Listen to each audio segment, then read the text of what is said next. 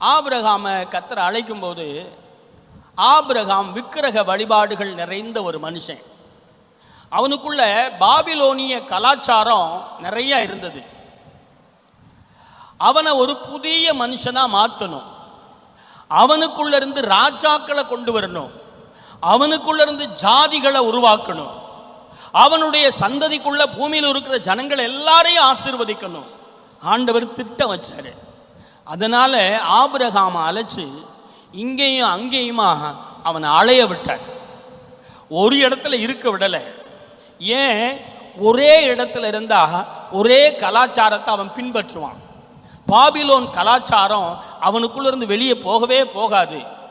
Babylon கலாச்சாரத்தை அவனுக்குள்ள இருந்து வெளியே அனுப்பிட்டு ஒரு புதிய கலாச்சாரத்தை அவனுக்குள்ள கொண்டு வரணும்.